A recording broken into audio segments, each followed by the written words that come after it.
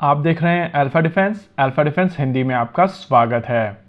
आज के इस वीडियो में हम लोग बात करेंगे भारतीय वायुसेना के रफाल फाइटर जेट्स के बारे में और साथ ही पूछेंगे कुछ डिफिकल्ट क्वेश्चंस को जो किसी कारणवश मेन स्ट्रीम मीडिया नहीं पूछ रही है। कोई भी फाइटर जेट बेसिकली एक वेपन डिलीवरी प्लेटफॉर्म होता है और ये एयर टू ग्राउंड और इलेक्ट्रॉनिक वॉरफेयर करने में सक्षम होते हैं।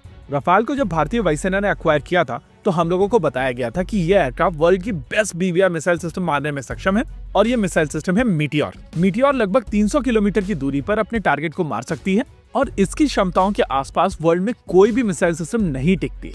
वहीं अगर इसकी एयर टू ग्राउंड कैपेबिलिटी की बात की जाए तो स्काल्प मिसाइल सिस्टम के साथ में यह एयरक्राफ्ट एनिमी टेरिटरी के अंदर 400 किलोमीटर की दूरी पर अपने टारगेट को मारने में सक्षम है। ये मैक्सिमम रेंज ब्रोशर रेंज होती है और रियलिटी में ये सिस्टम कंपैरेटिवली कम रेंज पर अपने टारगेट को मार पाता है।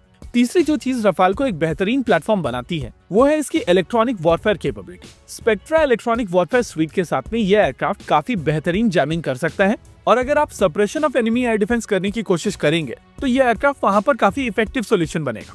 नेचुरल है कि अगर आपने $8 बिलियन खर्च करके ये 36 एयरक्राफ्ट एक्वायर किए हैं तो किसी भी वॉर या कॉन्फ्लिक्ट में आप इसका प्रयोग जरूर करेंगे क्योंकि ये आपके top of the line aircraft है। ऑपरेशन सिंदूर के दौरान भारतीय वायुसेना की तरफ से इन एयरक्राफ्ट का प्रयोग किया गया था, लेकिन इन एयरक्राफ्ट को लेकर कुछ क्वेश्चंस पूछे जा रहे हैं जिनको सही लोगों तक पहुंचाना बहुत जरूरी है। सबसे पहला क्वेश्चन, इस पूरे कॉन्फ्लिक्ट के दौरान पाकिस्तान की PL-15 मिसाइल सिस्टम तो दिखाई दी है, लेकिन भारत की मीटियोर मिसाइल सिस्टम के कहीं पर भी ट्रेस नहीं दिखाई दिए। ये बात सच है कि मीटियोर का नो एस्केप जोन PL-15 से बेहतर है और अगर एक एयरक्राफ्ट PL-15 कैरी कर रहा है और दूसरा मीटियोर, तो PL-15 कैरी करने वाले एयरक्राफ्ट के मारे जाने के चांसेस बहुत ज्यादा बढ़ जाते हैं। इन मिसाइल सिस्टम्स के ट्रेस ना मिलने के पीछे 3 थ्योरीज दी जा रही है। एक थ्योरी में ये कहा जा रहा है कि भारतीय वायुसेना के रफाल फाइटर जेट्स के ऊपर अभी तक मीटियोर इंटीग्रेट हुई नहीं।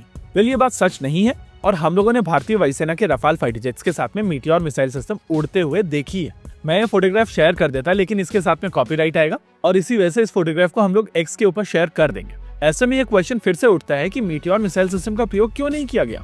दूसरी थ्योरी में कहा जा रहा है कि भारतीय वायुसेना के पास में मीटियोर का नंबर कम है और MBDA की तरफ से ये मिसाइल सिस्टम बहुत ज्यादा तेजी से भारतीय वायुसेना को डिलीवर नहीं की गई। वेल, रफाल की डिलीवरी को शुरू हुए लगभग 6 साल हो गए हैं और ऐसे में चांसेस बहुत कम है कि भारतीय वायुसेना के पास में कुछ नंबर में भी मीटियोर मिसाइल सिस्टम नहीं है। स्पेसिफिकली तब जब हम लोगों ने भारतीय वायुसेना के रफाल फाइटर जेट्स को मीटियोर के साथ में उड़ते हुए देखा है।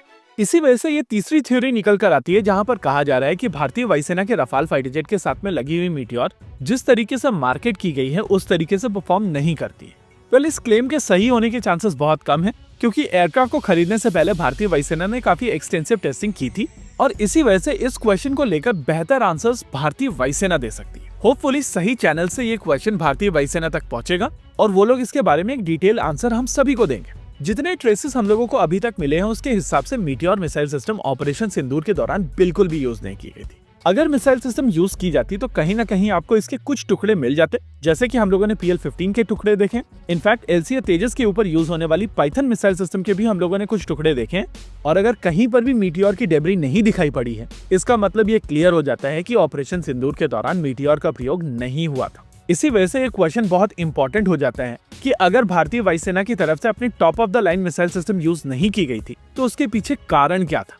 अनफॉर्चुनेटली रफाल एक पॉलिटिकली चार्ज टॉपिक है और इसके बारे में क्रिटिकल एनालिसिस करना बहुत मुश्किल है।